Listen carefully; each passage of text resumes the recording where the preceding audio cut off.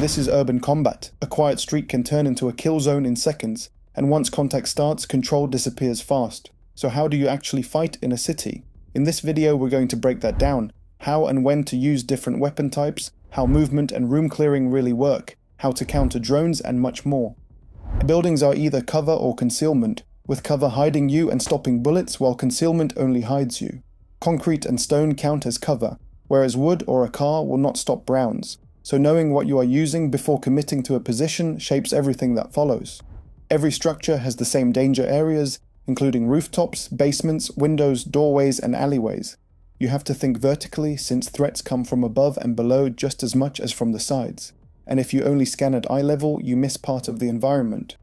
Rubble reshapes the fight by tearing away walls and opening new sightlines, turning what was once simple into something unpredictable, and making a damaged building often more dangerous than an intact one. Movement ties it all together because doorways and hallways force you into tight, predictable paths known as the fatal funnel, where anyone waiting knows where you will appear, so you move through quickly and avoid staying there longer than necessary. So how do you move in an environment like this? You move in short, controlled rushes from cover to cover, always picking your next position before leaving your current one and avoiding straight-line sprints across open ground. Movement is done in pairs, with one person moving while the other covers, creating a constant leapfrog forward since both moving at the same time leaves no one watching. Avoid hugging walls even though it feels safer, because incoming rounds can throw fragments off the surface and your path becomes predictable, so staying a step away gives you more flexibility and reduces that risk. When crossing intersections, one person watches each axis while others move quickly and stay low, relying on clear communication, proper timing, and full commitment once the movement starts.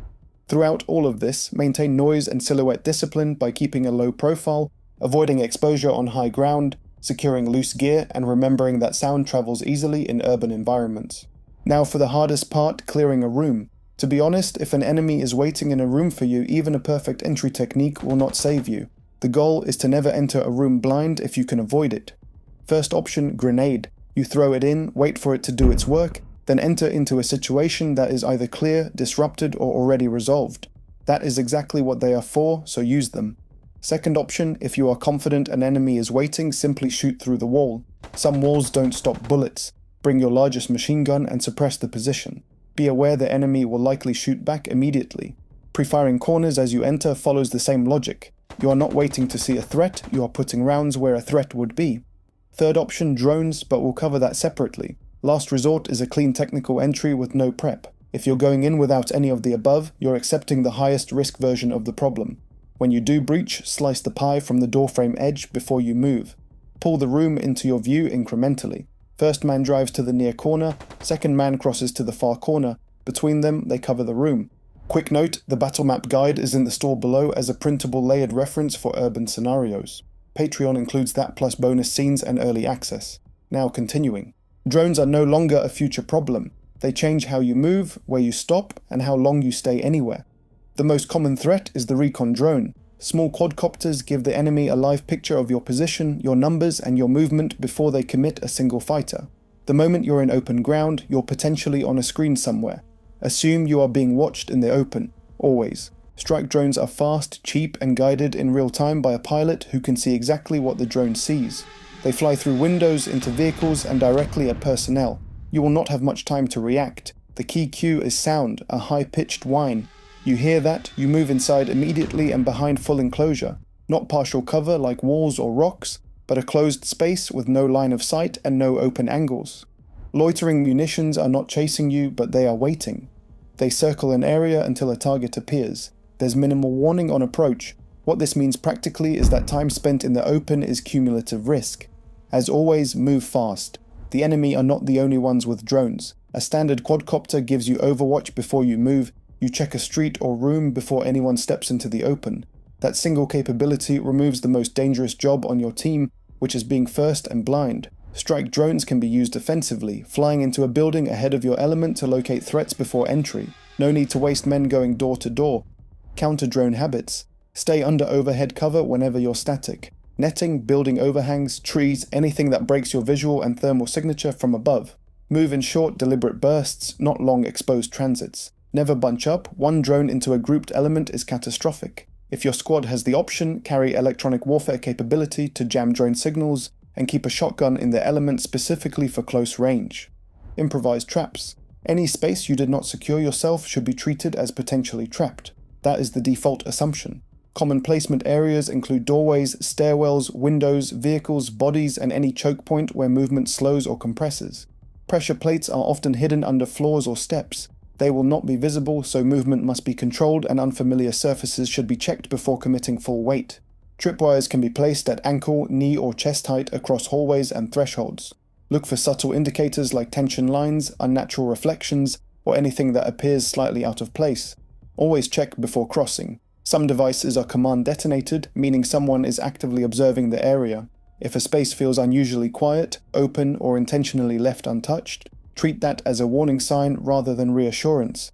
Do not interact with abandoned equipment. Weapons, radios, or useful-looking items left in an otherwise empty area can be deliberately placed to draw attention. Leave them untouched.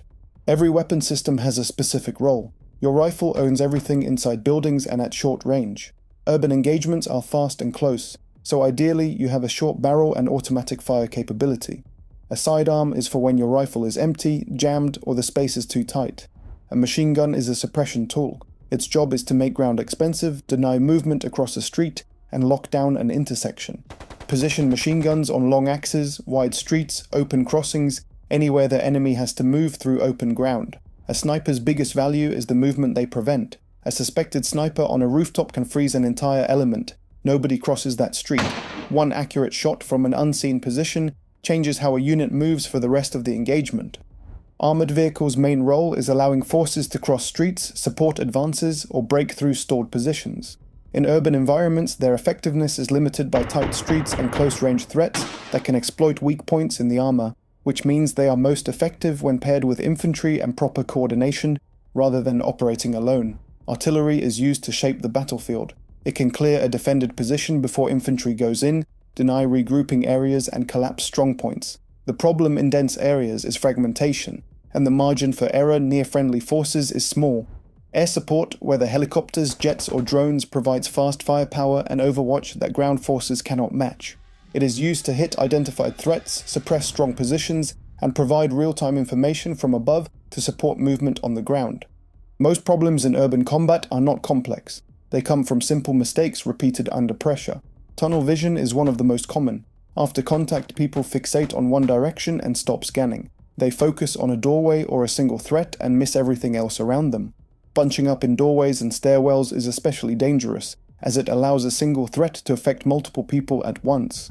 Good positioning only works if the team maintains proper spacing.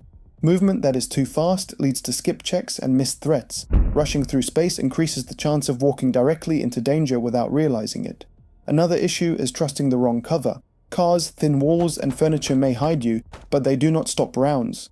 Communication breaks down under stress. Someone sees something but does not call it, or different people act on different assumptions. This creates hesitation, confusion, and gaps in coverage. Hesitation itself is dangerous. Doorways, intersections, and crossings are where people slow down the most, even though those are the points where exposure is highest. Environments that feel off are often ignored. Spaces that are too quiet, too open, or too clean should raise suspicion. If something feels wrong, it usually is. And lastly, vertical space is often ignored. People scan left and right but forget above and below, which is where threats frequently appear in urban environments. Alright, thanks for watching. Bonus scenarios, early access, and our maps and guides are on Patreon. The guides and prints are also available individually in the store below.